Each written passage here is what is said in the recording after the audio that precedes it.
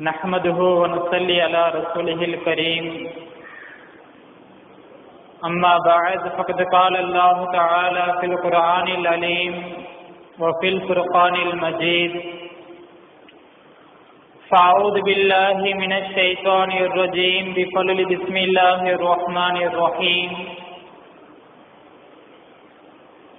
قال الله تعالى في القرآن العظيم وما كان لمؤمن ولا مؤمنة إذا قضى الله ورسوله أمرا أن يكون لهم الخيرة من أمرهم صدق الله العلي العليم. وقال نبينا صلى الله عليه وسلم من حمل علينا السلاح فليس منا أو كما قال عليه الصلاة والسلام. அளவற்ற அருளாளனும் நிகரற்ற அன்புடையோனுமாகிய ஏக இறைவன் எல்லாம் அல்ல அல்லாஹுவின் திருநாமத்தை போற்றி புகழ்ந்தவனாகவும், மேலும் சாந்தியும் சமாதானமும் நம்முடைய கண்மணி நாயகம் ரசூலே கரீம் ஸல்லல்லாஹு அலைஹி வஸல்லம் அன்னவர்கள் மீதும், அன்னாரின் குடும்பத்தார்கள் மீதும், அன்னாரின் அடிச்சுவற்றை அப்படியே பின்பற்றி வாழ்ந்து வந்த உத்தம சத்திய சஹாபாக்கள், சாபியங்கள், சபா சாபியங்கள், குறிப்பாக இங்கு அமர்ந்த நல்ல உபதேசங்களை செவிமடுத்து கேட்டுக்கொண்டிருக்கக்கூடிய நம் அனைவரின் மீதும் அல்லாஹுவின் சாந்தியும் சமாதானமும் என்றென்றும் குறையின்றி நின்று நிலவட்டுமாக. ஆமீன். கண்ணியமிக்க அல்லாஹுவின் நல்லடியார்களே, அல்லாஹு தஆலா நம்முடைய பலகீனத்தின் காரணமாக ஒரு மிகப்பெரிய சோதனையை தற்போது நமக்கு ஏற்படுத்தியுள்ளார்.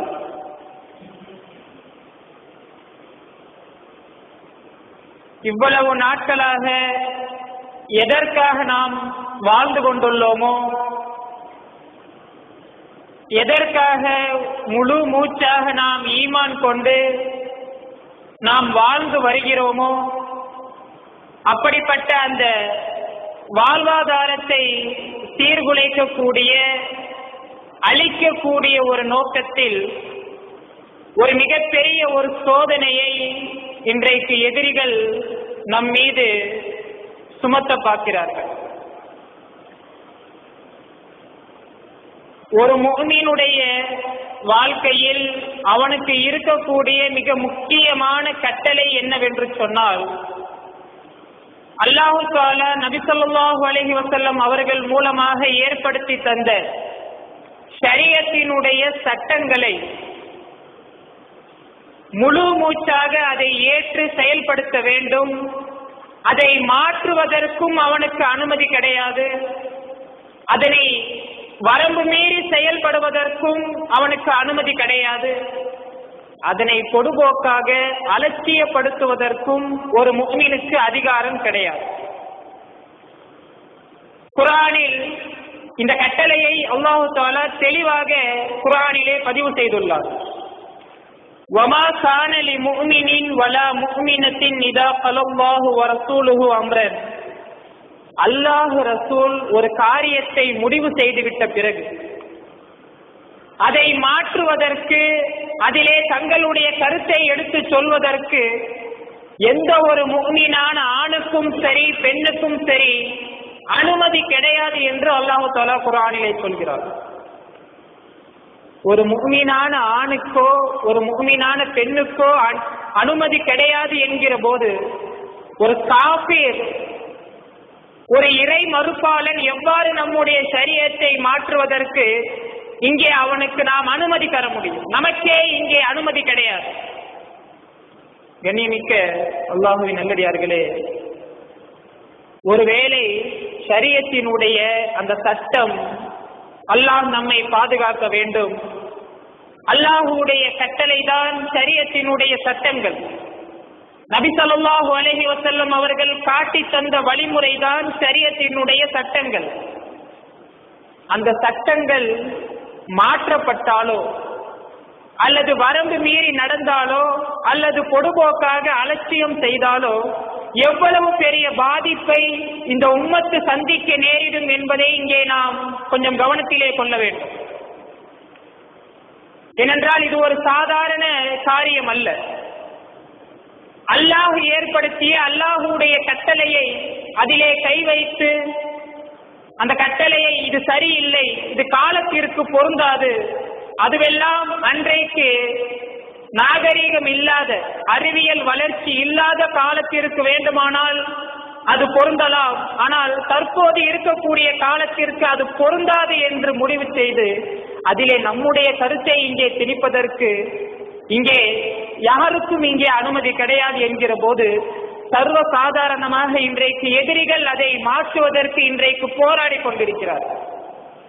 எப்படியாவது முஸ்லிம்களுக்கு மத்தியில் அவர்கள் செய்யக்கூடிய ஷரியத்தினுடைய சட்டங்களுக்கு மாற்றமாக பொது சிவில் சட்டத்தை உள்ளே கொண்டு வந்து அவர்களை ஒட்டுமொத்தமாக முஸ்லிம் என்கிற அந்த கோர்வையில் இருந்து அவர்களை வெளியாக்க வேண்டும் என்கிற ஒரு மிகப்பெரிய ஒரு சதித்திட்டம் இன்றைக்கு நம்மை சுற்றி நடந்து கொண்டிருக்கிறது.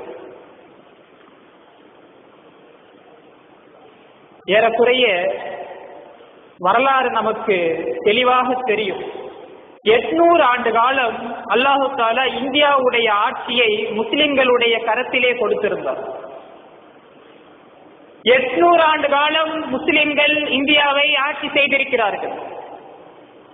அதிலே எதன் காரணமாக முஸ்லிம்களிடம் இருந்து இந்தியாவுடைய ஆட்சி பறிக்கப்பட்டதினுடைய காரணத்தை நாம் வரலாற்றிலே தேடி பார்ப்போமேயானால்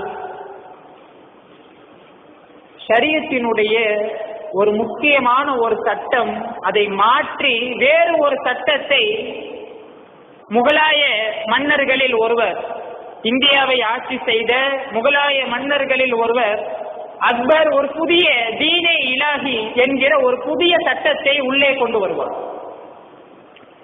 தீனே இலாஹி என்று சொன்னால் யார் வேண்டுமானாலும் யாரை வேண்டுமானாலும் திருமணம் முடித்துக் கொள்ளலாம். ஒரு முஸ்லிம் ஒரு இந்துவையோ அல்லது ஒரு இந்து ஒரு கிறிஸ்டினையோ திருமணத்திற்கு மதம் ஒரு தடை அல்ல. யார் வேண்டுமானாலும் யாரை வேண்டுமானாலும் திருமணம் முடித்துக் கொள்ளலாம். அதற்கு ஒரு முன் உதாரணமாக அக்பரே ஒரு காபீருடைய மகளை ஜோதாவை அவரே திருமணம் முடிப்பார். இதே போல ஒரு கிறிஸ்டினுடைய மதத்தில் இருந்து ஒரு பெண்ணை இன்னும் இன்ன பிற மதங்களில் இருந்து பல பெண்களை திருமணம் முடித்து அதற்கு ஒரு முன் உதாரணமாக அவரே திருமணம் முடித்தும் காட்டுவார். ஷரியத்தினுடைய மிக முக்கியமான ஒரு சட்டத்தையே மாற்றி தீனே இலாஹி என்கிற ஒரு புதிய கொள்கையை அக்பர் கொண்டு வந்ததுதான் தாமதம். அடுத்த சில வருடங்களிலேயே முஸ்லிம்களிடத்தில் இருந்து இந்தியாவுடைய ஆட்சி பறிக்கப்படுகிறது.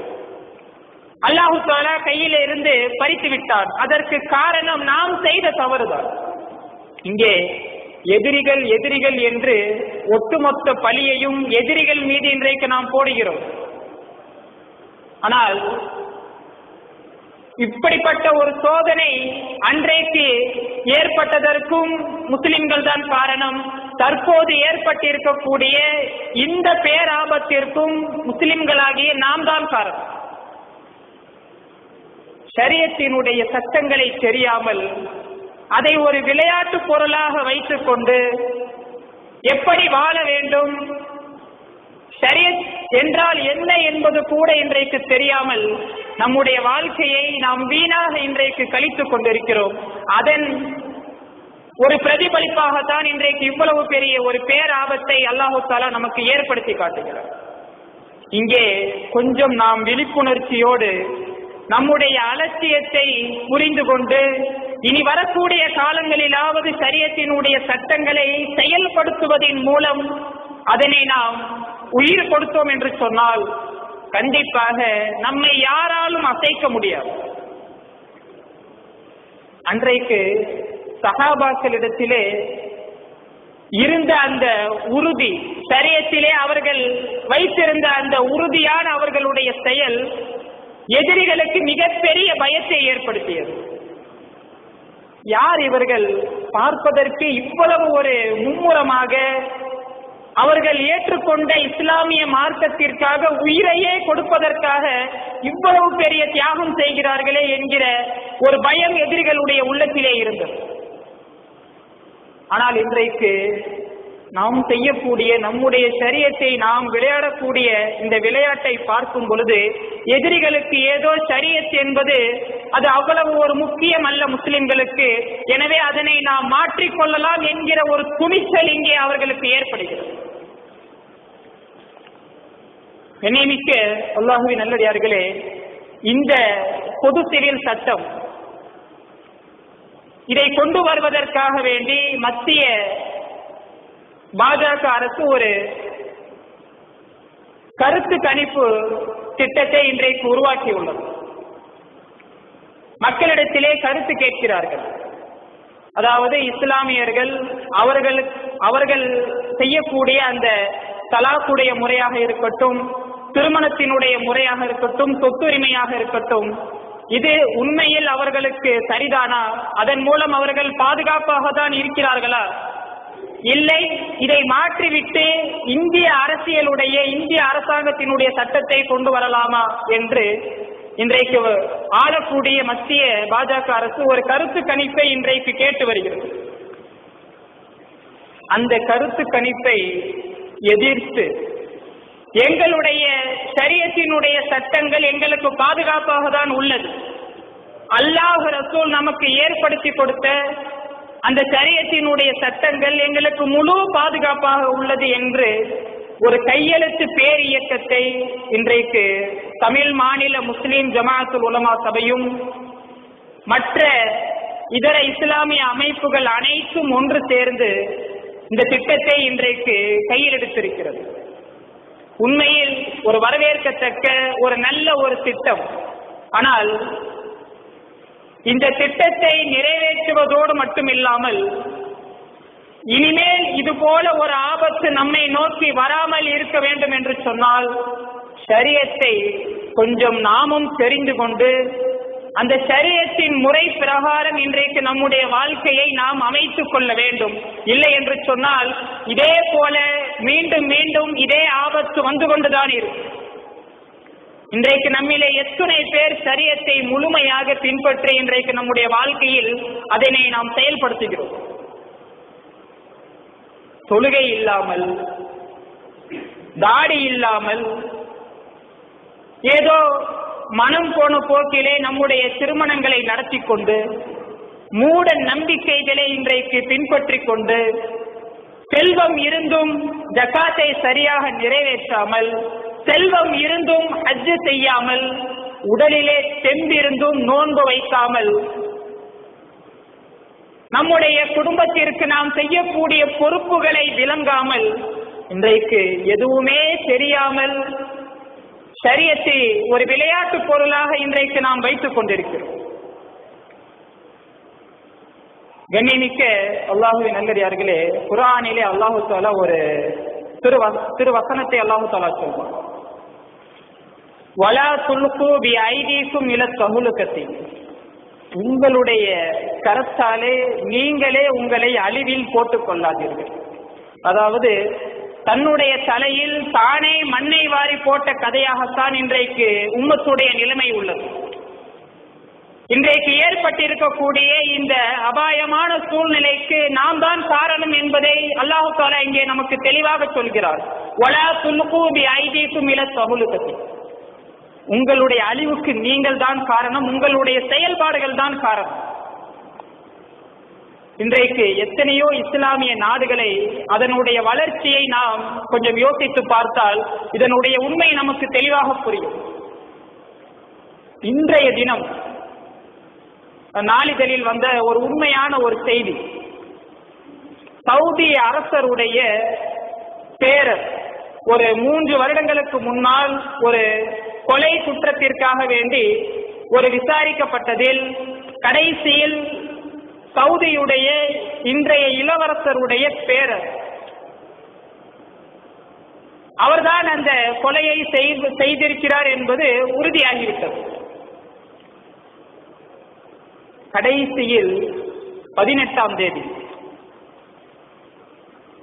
சவுதி இளவரசருடைய அந்த பேரரை அவர் செய்த அந்த கொலை குற்றத்திற்கு காரணமாக தூக்கிலிடப்படுகிறது. தூக்கிலிடப்பட்டு அந்த வழக்கும் இன்றைக்கு முடிக்கப்பட்டு விட்டது. எவ்வளவு பெரிய ஒரு அரசருடைய பரம்பரையில் வந்திருந்தாலும் சரி, சட்டம் என்பது அது மார்க்கத்தை பொறுத்தவரை, சரியத்தை பொறுத்தவரை பொதுவானது. ஏழைக்கு ஒரு சட்டம், பணம் வைத்திருக்கக்கூடிய செல்வந்தர்களுக்கு ஒரு சட்டம் என்பது சரியத்தினுடைய நிலைப்பாடு அல்ல. ஏழை முதல் பணக்காரர் வரை அனைவருக்கும் சரியத் என்பது பொதுவானது என்பதை இந்த உண்மையான செய்தியின் மூலம் நாம் விளங்கிக் கொள்ளலாம். முழுக்க முழுக்க இன்றைக்கு இஸ்லாமிய நாடுகளில் ஷரியத்தினுடைய சட்டங்கள் தெளிவாக இன்றைக்கு பின்பற்றப்படுகிறது. அங்கே யாரும் சென்று நீங்கள் செய்வது தவறு என்பதை அங்கே சுட்டிக்காட்ட முடியாது. அந்த அளவிற்கு ஒரு பார்க்கக்கூடிய மற்ற நாடுகள் கூட சவுதியை பார்க்கும் பொழுது ஒரு பயம் ஏற்படுகிறது. முழுக்க முழுக்க குற்றவியலாக இருக்கட்டும், திருடினால் கை துண்டாக வெட்டப்படும், விபச்சாரம் செய்தால் கல்லாலேயே அடித்து அங்கே கொலை செய்யப்படும். கொலைக்கு கொலை, பழிக்கு பழி என்கிற அந்த சரியத்தினுடைய சட்டம் இன்றைக்கு அங்கே உறுதியாக பின்பற்றப்படுகிறது. அங்கே யாராலும் அசைக்க முடியவில்லை, ஒன்றும் செய்ய முடியவில்லை. இன்றைக்கு நம்முடைய வாழ்க்கையினுடைய சூழ்நிலைகளையும் நாம் கொஞ்சம் யோசித்து பார்ப்போம். எந்த அளவிற்கு இன்றைக்கு சரியத்தை இங்கே நாம் கடைபிடிக்கிறோம். அல்லாஹ் சொல்வது போல நம்முடைய அழிவிற்கு நாம் தான் காரணம் என்று அல்லாஹு தஆலா சொல்வது போல, இவ்வளவு பெரிய பிரச்சனை ஏற்பட்டதற்கு கூட 2 முஸ்லிம்கள் தான் காரணம். 2 முஸ்லிம்கள் தங்களுக்கு சாதகமான தீர்ப்பு கிடைக்கவில்லை என்பதற்காக வேண்டி நீதிமன்றத்திலே ஒரு பொதுநல வழக்கு போட்டிருக்கிறார்கள். அதாவது அப்துல் ரஹ்மான், MBA பட்டதாரியான அப்துல் ரஹ்மான் என்பவரும் தாயிரா பானு என்கிற ஒரு பெண்மணியும், எங்களுக்கு இஸ்லாம் சொல்லக்கூடிய தலாக்கு முறையில் எங்களுக்கு திருப்தி இல்லை, அது எங்களுடைய வாழ்வாதாரத்தை அது பாதிக்கிறது. இதே போல இந்தியாவிலும் சரி உலகத்திலும் சரி இந்த தலாக்கு திட்டத்தின் மூலமாக, குர்ஆன் சொல்லக்கூடிய இந்த தலாக்கினுடைய முறையின் மூலமாக நிறைய நபர்கள் வாழ்வாதாரத்தை இழந்துள்ளார்கள். இதற்கு ஒரு தீர்வு வேண்டும் என்று பொதுநல வழக்கு போட்டதே 2 இஸ்லாமியர்கள் தான். அந்த ஒரு பொதுநல வழக்கை வைத்துக் கொண்டு இன்றைக்கு ஒட்டுமொத்த இஸ்லாமியர்களுடைய ஷரியத்திலும் இன்றைக்கு மிகப்பெரிய ஒரு அநீதம் இழைப்பதற்காக வேண்டி ஏற்பாடுகள் நடந்து கொண்டிருக்கிறது. இந்த நேரத்தில் நம்முடைய கடமையை எவ்வாறு நாம் செயலாற்ற வேண்டும் என்பதை இங்கே நாம் புரிந்து கொள்ள வேண்டும். ஏதோ அலட்சியமாக சர்வ சாதாரணமாக பொது சிவில் சட்டம் தானே, அதை கையெழுத்து வாங்கும் பொழுது கூட அதை பற்றி ஒரு முழு வீரியத்தோடு, உறுதியோடு, ஒரு கோபத்தோடு நாம் அங்கே செயல்பட வேண்டும். ஆனால் ஒரு சிலர் கையெழுத்து போடும் பொழுது எதற்கென்றே தெரியாமல், ஒரு சிலர் போடும் பொழுது பொது சிவில் சட்டம் வந்தால் நமக்கு என்ன, வரவில்லை என்றால் நமக்கு என்ன, நம்முடைய வாழ்க்கை ஏதோ ஓடினால் போதும் என்று அலட்சியமாக பதில் சொல்லக்கூடிய ஒரு சூழ்நிலை தான் இன்றைக்கு நம்முடைய உம்மத்துடைய நிலை. உதாரணத்திற்கு ஒரு வரலாற்று நிகழ்ச்சியை நாம் இங்கே கவனத்திலே கொள்ள வேண்டும். ஹஸ்ரத் உமர் ரலியல்லாஹு அன்ஹு அவர்களுடைய ஆட்சியின் போது ஹஸ்ரத் உமர் ரலியல்லாஹு அன்ஹு அவர்களிடத்திலே சஹாபாக்கள் அனைவரும் ஒரு மனுவை கொண்டு வருவார்கள். கலீஃபாவே, பெண்கள் அதிகமாக மகர் கேட்கிறார்கள், அவர்கள் கேட்கக்கூடிய மகரை எங்களால் தர முடியவில்லை, எங்களுக்கு மகரை குறைத்து ஒரு மகருடைய அளவை நீங்களே ஒரு முடிவு செய்து நிர்ணயம் செய்து கொடுங்கள் என்று ஹஸ்ரத் உமர் ரலியல்லாஹு அன்ஹு அவர்களிடம் ஒரு மனு வருகிறது.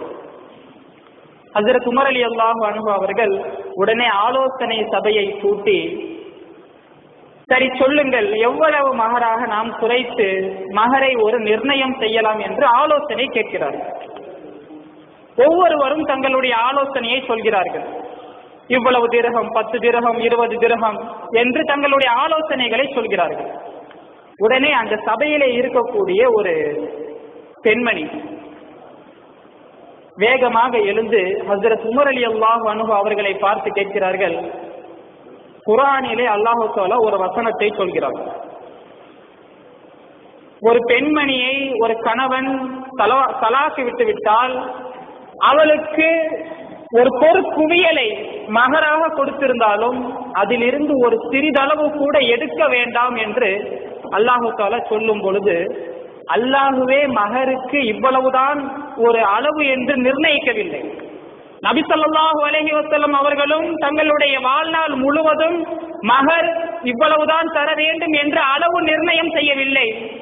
உங்களுக்கு மட்டும் எங்கிருந்து இந்த அதிகாரம் வந்தது என்று ஒரு சாதாரண ஒரு பெண்மணி, அந்த பெண்மணியினுடைய பெயர் கூட கிதாபிலே வரவில்லை. ஏனென்றால் ஒரு உயர்ந்த ஒரு சஹாபியினுடைய ஒரு மனைவியோ அல்லது பிரபலமான குடும்பத்தை சார்ந்தவர்களோ எந்த ஒரு பதவியும் கிடையாது, சாதாரண ஒரு பெண்மணி. ஹஸ்ரத் உமர் ரலியல்லாஹு அன்ஹு அவர்களை பார்த்து துணிச்சலோடு அங்கே கேட்கிறார்கள், இந்த அதிகாரத்தை உங்களுக்கு இங்கே கொடுத்தது யார்? மகரை நீங்கள் இங்கே முடிவு செய்வதற்கு இந்த அதிகாரம் உங்களுக்கு தந்தது யார் என்று கேட்டதுதான் தாமதம். ஹஸ்ரத் உமர் ரலியல்லாஹு அன்ஹு அவர்கள் அங்கேயே நடுநடுங்கி போய், நாம் சொல்கிறோம் வீரத்திற்கு பேர் போன உமர் ரலியல்லாஹு அன்ஹு என்று சொல்கிறோம். உமர் ரலியல்லாஹு அன்ஹு அவர்கள் ஒரு தெருவிலே வருகிறார்கள் என்று சொன்னால் ஷைத்தான் அடுத்த தெருவிலே விரண்டோடுவார். அப்படிப்பட்ட உமர் ரலியல்லாஹு அன்ஹு அவர்கள் ஒரு பெண்மணியினுடைய ஒரு துணிச்சலான கேள்வி கேட்டதுதான் தாமதம். அங்கே பயந்து அந்த ஆலோசனை சபையையே கலைத்து விடுகிறார்கள். அன்றைக்கு அந்த பெண்ணிடத்திலே இருந்த அந்த ஷரியத்தை விட்டு கொடுக்காத அந்த உரிமையை இங்கே நாம் கவனிக்க வேண்டும். அன்றைக்கு மகரை தங்களுக்கு கொடுக்கப்பட்ட ஒரே உரிமை மகருடைய உரிமை. அந்த பெண்கள் அந்த மகருடைய உரிமையை கையில் வைத்து முழு மூச்சாக அதை செயல்படுத்தி காண்பித்தார்கள். அன்றைக்கு வரதட்சணை என்கிற ஒரு பெயர் கூட அன்றைக்கு யாருமே கேள்விப்பட்டிருக்க மாட்டார்கள். ஆனால் இன்றைக்கு மகரை பெண்கள் விட்டு கொடுத்து விட்டார்கள். நீங்கள் தருவதை நாங்கள் வாங்கிக் கொள்கிறோம். எனவேதான் இன்றைக்கு வரதட்சணை என்கிற ஒரு பெரிய பூதம் இன்றைக்கு ஆட்டி படித்துக் கொண்டிருக்கிறது. அதற்கு காரணம் நம்முடைய ஷரியத்தை இன்றைக்கு நாம் விட்டு கொடுத்ததுதான் காரணம். ஷரியத்தை நாம் விட்டு கொடுத்து விட்டோம் என்று சொன்னால் அதனால் ஏற்படக்கூடிய பாதிப்புகள் கொஞ்ச நஞ்சம் அல்ல. நம்மிடத்திலே இருப்பதே ஒரே ஒரு உரிமைதான்.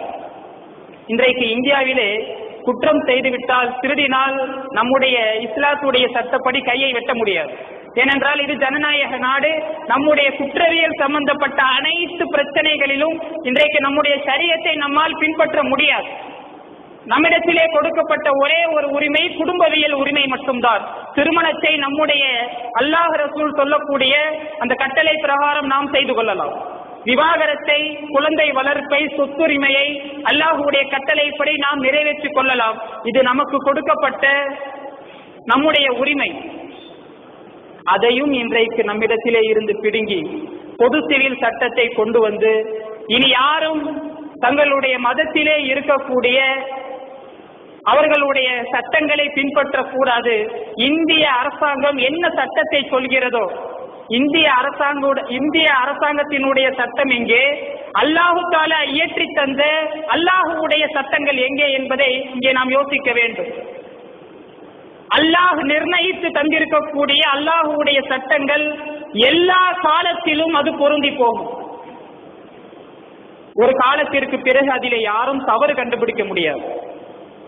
சரி, அது அன்றைக்கு 1400 வருடங்களுக்கு முன்னால் சொல்லப்பட்ட சட்டங்கள் எல்லாம் இன்றைக்கு செல்லுபடி ஆகுமா என்று அதிலே யாரும் குறை சொல்ல முடியாது. நம்முடைய இந்திய அரசியலுடைய சட்டத்தை எடுத்து பார்த்தோம் என்று சொன்னால், ஒரு குறிப்பிட்ட காலத்திற்கு முன்னால் திருமணம் செய்ய போதுமான வயது வரம்பு 16 என்று சொன்னாங்க. அடுத்து 18, கடைசியில் அடுத்ததாக 21 என்று வரப்போகிறது. ஆனால் இஸ்லாம் தெளிவாக ஒரே ஒரு திருமணத்திற்கான தகுந்த வயதுக்கு வருவதுதான் அதனுடைய வயது என்று காலத்திற்கும் அதிலே குறை சொல்ல முடியாத அளவிற்கு தெளிவான சட்டங்களை வகுத்து தருகிறது. இன்றைக்கு இந்திய அரசியலுடைய சட்டப்படி பார்த்தோம் என்று சொன்னால், ஒரு ஆணும் திருமணம் முடித்துக் கொள்வது கூடும். 2009 இந்த சட்டம் அமலுக்கு வருகிறது. ஒரு பெண்ணும் திருமணம் முடித்துக் கொள்வது கூடும். இந்திய அரசியல் சட்டப்படி ஓரின சேர்க்கை இன்றைக்கு இந்திய அரசியல் அதை அனுமதித்துள்ளது. எவ்வளவு பெரிய ஒரு கேவலமான சட்டம் என்பதை இங்கே நாம் யோசிக்க வேண்டும். இயற்கைக்கு முரணான, இயற்கைக்கு மாற்றமான எந்த ஒரு இதே ஒரு தவறின் காரணமாகத்தான் அல்லாஹு தஆலா ஒரு சமுதாயத்தையே அழித்தார். லூத் அலைஹிஸ்ஸலாம் அவர்களுடைய சமுதாயம் இதே தவறை செய்ததின் காரணமாக அவர்களை ஒட்டுமொத்தமாக அழித்தார். அப்படிப்பட்ட ஒரு கேவலமான ஒரு தவறை இன்றைக்கு இந்திய அரசியல் அனுமதி தந்துள்ளது. ஒருவேளை இந்த பொது சிவில் சட்டத்தை உள்ளே வரவிட்டோம் என்று சொன்னால் நம்முடைய திருமணங்களை நம்முடைய இஷ்டத்திற்கு நம்மால் செய்ய முடியாது. பள்ளிவாசலிலே அல்லது இமாம் குத்துபா ஓதி ஈஜாப் கபூல் செய்து வைத்து மகரை அங்கே ஒப்படைத்து இது போல எந்த விதமான நம்முடைய சட்டங்களையும் கட்டளைகளையும் நம்மால் செய்ய முடியாது. ரிஜிஸ்டர் ஆபீஸ் போக வேண்டும். யாரோ ஒருவன் கையெழுத்திட்டால் தான் நம்முடைய பிள்ளைகளுடைய வாழ்க்கை இங்கே ஒன்று சேர முடியும்.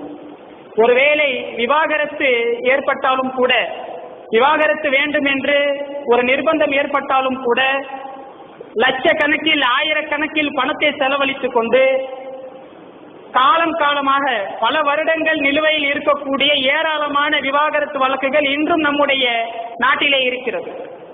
நம்முடைய பிரதமருடைய விவாகரத்து வழக்கு கூட இன்றும் நிலுவையில் தான் உள்ளது. இப்படிப்பட்ட இந்திய அரசியலுடைய சட்டங்கள் எங்கே? நம்முடைய புனிதமான எந்த விதமான ஒரு பைசா செலவில்லாமல் அலைய தேவையில்லை, சுமூகமாக பேசி தீர்க்க வேண்டிய எத்தனையோ சொத்து பிரச்சனைகளை இன்றைக்கு அரசாங்கத்திடம் சென்றோம் என்று சொன்னால் சொத்து பிரச்சனையை இருக்கக்கூடிய சொத்தில் பாதியை அவனிடத்திலே நாம் தாரை பார்க்க வேண்டும். கண்ணியமிக்க அல்லாஹ்வின் நல்லடியார்களே, எல்லா வகையிலும் நமக்கு மிகப்பெரிய ஒரு பேராபத்து தான் ஏற்படும். எனவே பொது சிவில் சட்டத்திற்கு எதிரான அதனுடைய முயற்சிகளில் முழுவதுமாக நாம் ஈடுபட்டு அதற்கு ஒரு முடிவு காண்பது மட்டுமல்லாமல் நம்முடைய ஷரியத்தை இனி வரக்கூடிய காலங்களில் முழுவதுமாக பேணி நம்முடைய செயல்பாடை பார்த்தே அவர்களுக்கு ஒரு பயம் ஏற்படும் அளவிற்கு நாம் வாழ்ந்து காட்ட வேண்டும்.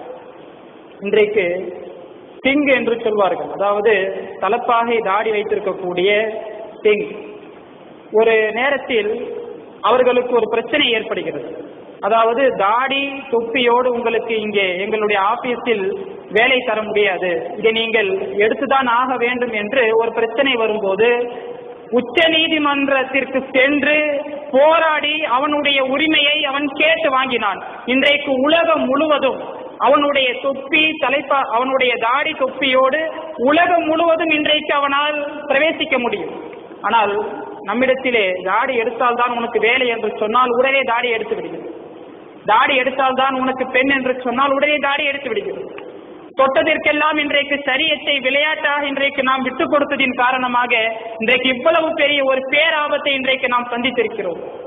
கண்ணியமிக்க அல்லாஹ்வின் நல்லடியார்களே, இனி வரக்கூடிய காலங்களில் ஷரியத்தை முழு மூச்சாக நம்முடைய வாழ்க்கை நெறியாக ஏற்று வெறும் வார்த்தையால் ஈமான் கொண்டிருக்கிறோம் என்கிற அந்த நிலை இல்லாமல் முழுக்க நம்முடைய செயலில் ஷரியத்தை பின்பற்றி வாழக்கூடிய அந்த பாக்கியத்தை அல்லாஹு தஆலா நம் அனைவருக்கும் தந்தருள் புரிவானாக.